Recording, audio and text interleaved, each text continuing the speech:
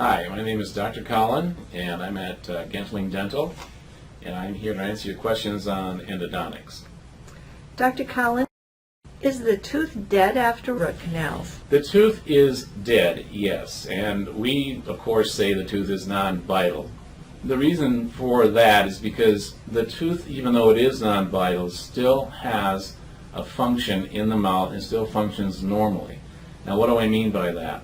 What I mean is that the tooth is attached to the socket by very small, tiny fibers called ligaments. The ligaments are tiny fibers that hold or attach the root to the bone.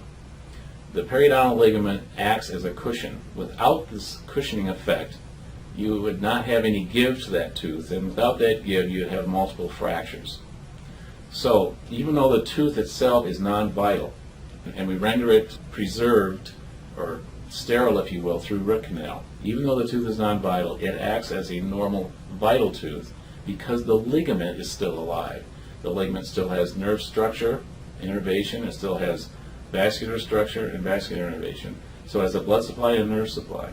And it will act as though the tooth is alive, even though in fact the tooth is non-vital. But we render the tooth non-vital, we render the tooth when we preserve the tooth so that it can be used in a normal function. How long does this treatment last? So root canals themselves should last really as long as the patient can keep the tooth. The only reason a root canal will fail is if the seal at the root tip, for some reason or other, fails. And this can happen. It doesn't happen very often, but when it does, what we do is we re-access the tooth. We re-enter the tooth, and we re-perform or retreat the root canal. My experience is that probably less than 2% of all root canals need to be retreated.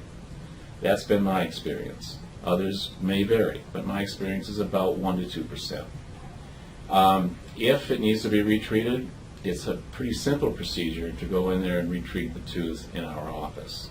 The other reason why a root canal might fail is that the tooth may be fractured.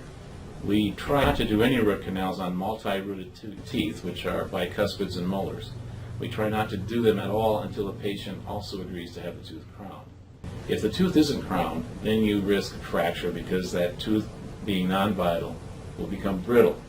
And if it isn't protected with a crown, if something hard is hit during chewing, the tooth has a possibility, because it's brittle, of fracturing. So if the tooth fractures, the root canal can fail.